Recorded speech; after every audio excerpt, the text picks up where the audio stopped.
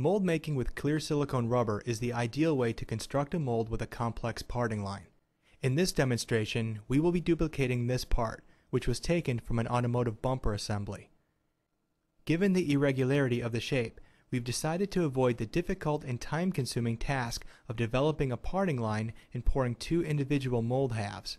Instead, we will pour the entire mold in one process and then cut our complex parting line after the clear silicone has cured. This method will not only be easier, but it will also save us a full day in making the mold. Here we've constructed a mold box out of plywood. The two-part L-shaped mold frame allows us to clamp the mold together securely, which will make the demolding process easier than if we had screwed the frame together. We have made sure the mold is high and wide enough to guarantee that at least 3/4 of an inch of silicone will completely surround the part. Next, we place clear tape along our chosen parting line. This tape serves the purpose of providing a thin, uniform vent for reducing air entrapment when pouring the final part material, as well as establishing the parting line away from the actual model for ease of cutting the parting line. After the tape is applied, we cut the edges for a neat, uniform application. Next, we cut small pieces of plastic to cover the threads, and then we fill the ends with clay. This will prevent the silicone from locking around the threads when it is poured. Here we are gluing our downsprue onto the part itself.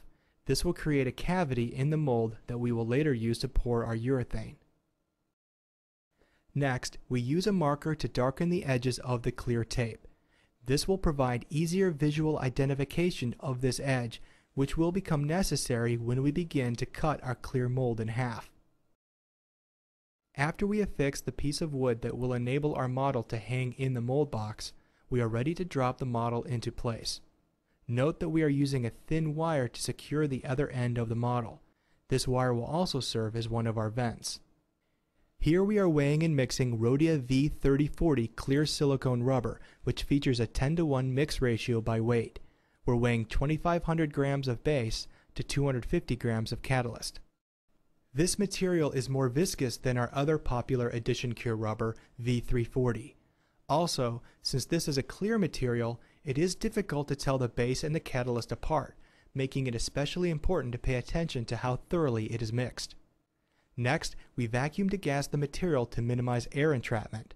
For more information on this process, please see our other video on this topic. Finally, we begin to pour our V3040 into our mold box. We pour directly onto a low point and pour slowly enough so that we do not distort our clear tape parting line or move our model. Upon completion of the pour, note the bubbles on top of the mold, which were introduced during the pour. Most of these bubbles will pop on their own, and since they are far away from our model, they won't affect the quality of the mold itself. Lastly, we lower a couple more pieces of wire into the rubber until they reach the clear tape. This wire will form a couple more vents in our mold, which will be necessary when pouring our urethane parts. The next day, we unscrew and then lift the piece of wood that held our downsprue. Next, we are pulling two of our vents out of the mold. Then we remove the first two clamps and remove the mold box from the mold bottom. Next, we remove our last two clamps and pry the two halves apart, revealing our clear mold. As you can see, most of the surface bubbles that appeared at the end of our pour have broken as the mold cured.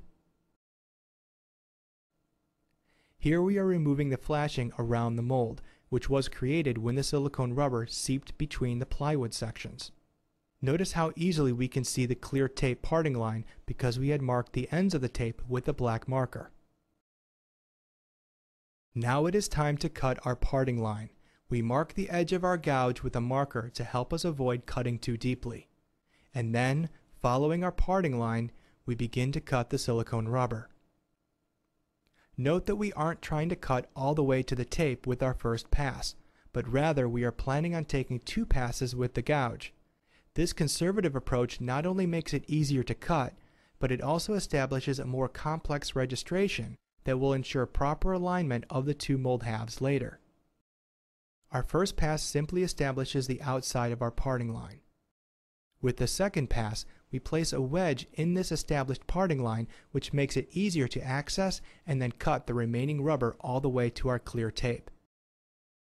After the second pass, there are a few remaining small sections of rubber not completely cut through, and therefore keeping the two halves together.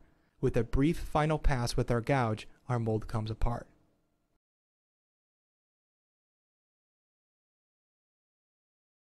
We remove the clear tape from the model and then pull the model out of the mold.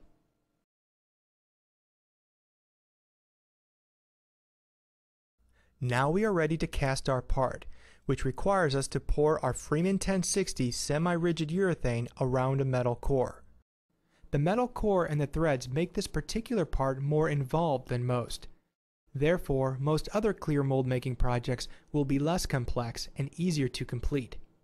Since we don't want the threads to be covered in urethane, we secure plastic sleeves around them.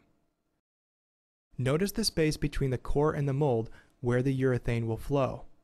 In order to make sure the material will fill the entire mold, we drilled a hole through the core. This will allow the material to flow to the bottom side of our core and not just the top. Next, we assemble the two mold halves and secure them with electrical tape. We are using electrical tape because it stretches and therefore it won't deform the mold as a much stronger tape might. Next, we pour our Freeman 1060 semi-rigid urethane into the downsprue. Note that this material has been vacuum degassed to ensure a virtually void-free casting. We fill the entire cavity, including the pouring sprue. This excess material is necessary to accommodate for the added pressure while curing and slight material shrinkage in thicker sections. After filling the mold, we put the mold into a pressure pot to cure under 15 psi of pressure. The next day, we are removing the tape, separating the mold halves, and then removing the part. Notice how the urethane formed a slight flashing around our parting line, where our clear tape used to be when we created the mold.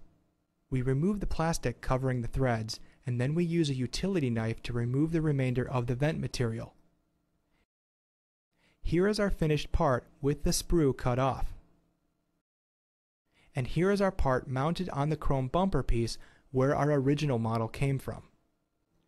Again, had we not used a clear silicone rubber on this project, it would have required a lot more time to prepare the mold and at least an extra day to create it.